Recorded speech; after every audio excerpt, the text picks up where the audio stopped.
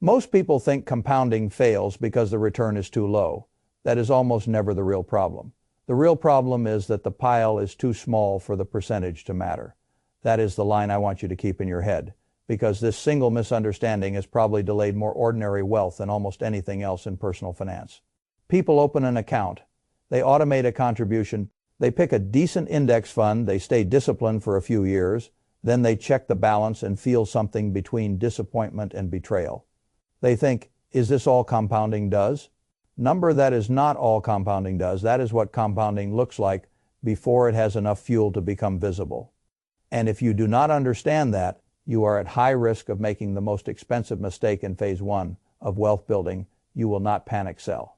You will not necessarily gamble everything away. You will do something more common and often more destructive than that. You will misdiagnose the problem. You will conclude that the return is too low when the actual problem is that your monthly input is too small and your pile never got large enough for the percentage to produce a life-changing output. That is the mother line. The percentage is not the first engine. The pile is. I want you to think about your portfolio the way a mechanic thinks about a turbocharged engine. A turbo is physically attached to the machine the whole time. It is real. It is there from the beginning. But below a certain RPM, you cannot feel what it is doing. The car moves because the engine is working directly. Fuel goes in, combustion happens, the machine responds. The turbo is technically participating, but not at a level you can actually feel in your body. Then the RPM rises enough, boost arrives, and suddenly the same engine feels completely different. That is compounding. In the early phase, you are the engine. Your monthly contributions are the combustion. The returns are present, but too weak to change your real life. Then one day the portfolio reaches a certain scale, and the feedback loop begins to matter. The gains start producing gains large enough that you can actually see the shift on a statement. That is when the machine begins to feel different. That is when your money stops looking like a jar you keep filling and starts behaving like something that is helping fill itself. That is the phase transition. Most people have never heard compounding explained that way, and because they have not, they confuse the entire early journey with failure. Let me put hard numbers on it. If you invest $50 a month at a realistic long-term return, something like 8% annually, then after 1 year, your investment gains are barely enough to matter. After 10 years of perfect discipline, never missing a month, the account still looks far more like a savings discipline than a wealth machine. After 30 years of that same discipline, you may have built something respectable, but not something that transforms your life. That does not mean compounding is fake. It means you never crossed the threshold where the turbo could actually engage. Now, increase the monthly contribution at $200 a month. The shape improves. But for a long stretch, it is still contribution dominant. At $400 a month, the situation changes much more meaningfully. At $600, the curve starts behaving like something that could actually alter retirement. Same market, same return rate, same general principles, different fuel, that is the key. Most people have been taught to worship the return rate because the return rate is exciting. It is the interesting number. It is the number you can turn into headlines, YouTube thumbnails, endless comparison charts, hot arguments, premium newsletters, and expert theater. But in the first phase of wealth building, the return rate matters far less than people think. What moves the outcome is not whether your fund made 8.2% or 8.7%. What moves the outcome is what you actually put in. That is why I say phase one and phase two are not the same process. Phase one is pile building. Phase two is pile acceleration. People talk about them as if they are one smooth, continuous system governed by the same priorities. They are not. In phase one, the pile is too small for the percentage to matter very much. In phase two, the pile is large enough that the percentage begins to overshadow what you are adding manually. That is a completely different game, and if you do not know which game you are in, you will make the wrong move. In phase one, most investors make one of two mistakes. The first is discouragement. The second is strategy switching. Discouragement is obvious. You invest for years, see boring progress, and emotionally downgrade the importance of the whole process. It stops feeling like wealth building and starts feeling like a monthly tax on your present life. That is dangerous enough. Strategy switching is even worse.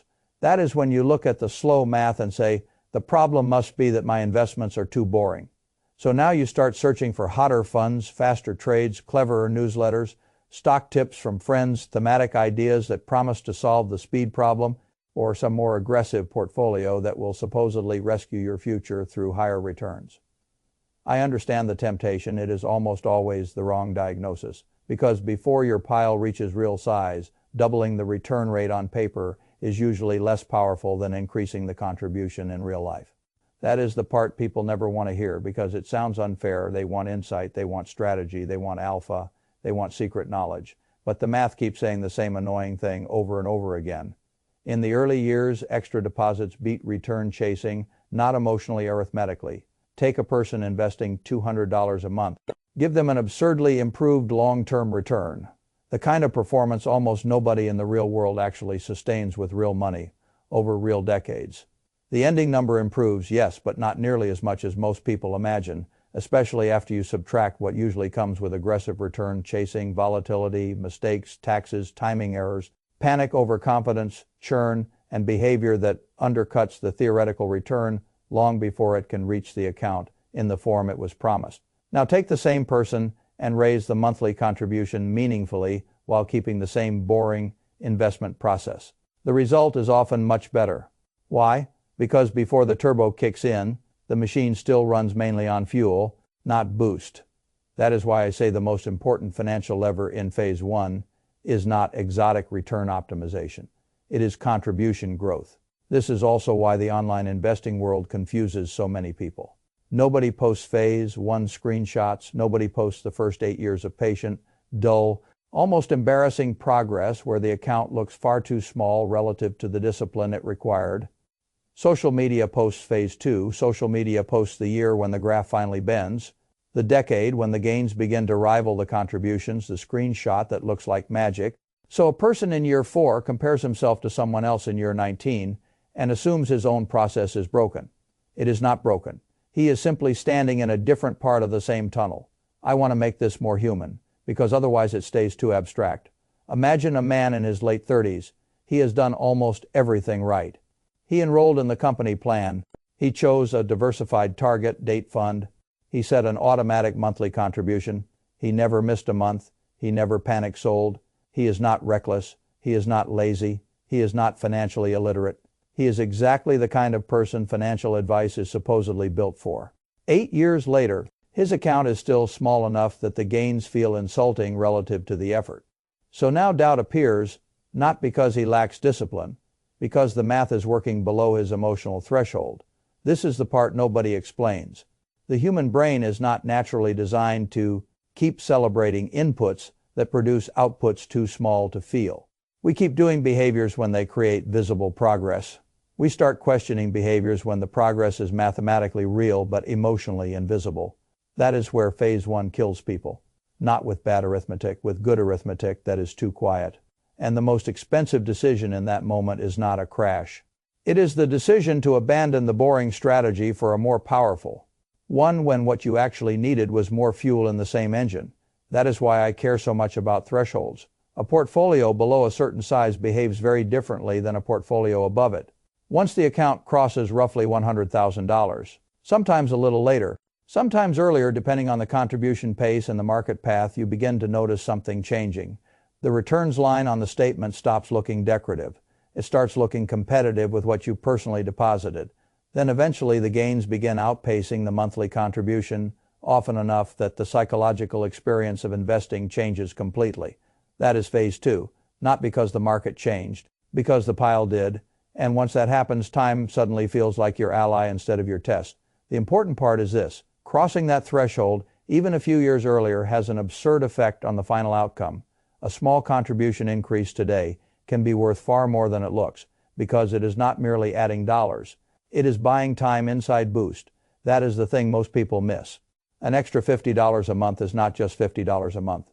In the right decade of your life, it is earlier acceleration, earlier crossing more years, where the turbo is doing real work. That is why contribution timing matters so much. Your earliest dollars are your most valuable dollars. A dollar that goes into the machine at the beginning has decades to compound. A dollar you delay for years, enters the system late, works fewer years, and never gets the same runway. So when people say, I'll invest more later once I'm making more, I understand the logic, but I also understand the hidden cost. Later dollars are weaker than early dollars. They are not worthless, but they are weaker. That is why phase one should be managed with urgency. Not panic urgency, Now, let me tell you the 3 practical moves that actually matter here. The first is contribution. Right sizing. A shocking number of people are not underinvesting because they are poor. They are underinvesting because they never updated the autopilot setting they chose years ago. Their income has changed, their rent changed, their car note changed, their lifestyle changed, their tax situation changed, their subscriptions changed, their child care costs changed, their account contribution did not. It is still set to the number they typed in during some forgotten enrollment period. That is not a financial plan. That is institutional inertia. One login and one contribution increase can change more than months of investment research ever will. The second move is redirecting new income before lifestyle absorbs it. This is one of the cleanest mechanisms in personal finance. A raise arrives, a bonus arrives, a side income stream appears, a tax refund lands, a spouse returns to work, the loan payment ends, the money becomes available. If you do nothing, lifestyle consumes it within months. Not because you are foolish, because life expands quietly. Better groceries, easier subscriptions, slightly nicer versions of everything, more convenience, more comfort. The lifestyle ratchet clicks forward so quietly that many people do not even realize it happened. That is why I like one simple rule. When income rises, redirect half of the increase before your lifestyle can claim it, not all of it. Half. That way, life still improves and the machine still gets more fuel. You get progress on both fronts without needing heroic deprivation. The third move is using freed up expenses as automatic investment resets. Car loan ends. Good part of that payment should become an investment contribution on the exact same week. Student loan ends. Good. Same principle, child. Care drops. Perfect. Capture it. Mortgage refinance, lower, redirect part of the difference.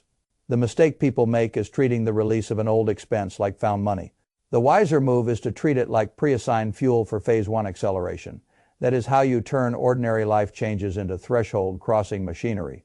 And there is one more thing I want to say, because this is where a lot of people get trapped by professionals. Fees, small fees in phase 1 feel trivial. That is what makes them so dangerous. When the account is small, the dollar amount of the fee barely hurts enough to trigger outrage. But what the fee is really taking is not just today's money. It is the compounding life of that money. By the time you feel the damage clearly, the damage has already enjoyed decades of uninterrupted existence. That is why low-cost broad investing is not boring in the insulting sense. It is boring in the life-changing sense. The person who keeps fees low, contributions rising, and hands off the controls in phase 1 is usually doing something much smarter than the person who is forever optimizing returns, in a way that generates stories, churn, and friction. Now, let me tell you the deepest truth in all of this. Compounding is not useless if you invest too little. It is just too quiet to save you from your own impatience. That is the real danger. Not that the math fails, that you leave the table before the machine reaches boost, or worse, that you never feed the engine enough to reach it at all. The sad part is that many people who say compounding doesn't work are standing right beside a process that would work beautifully if they simply changed the correct variable. Not the fund, not the market, not the stock tip, the contribution. That is the variable. So if I were speaking to someone serious about fixing this, I would say 3 things. First, stop insulting your future by calling early progress failure when it is simply phase 1. Second, stop asking your portfolio to do the work. Your contribution level is still responsible for. Third, do whatever you reasonably can to cross the threshold earlier, because earlier boost is worth more than almost anything else you can do. That is how fortunes get built from ordinary incomes. Not with glamorous strategy, with a stronger engine, enough fuel, and the patience to let the turbo finally do what it was always designed to do.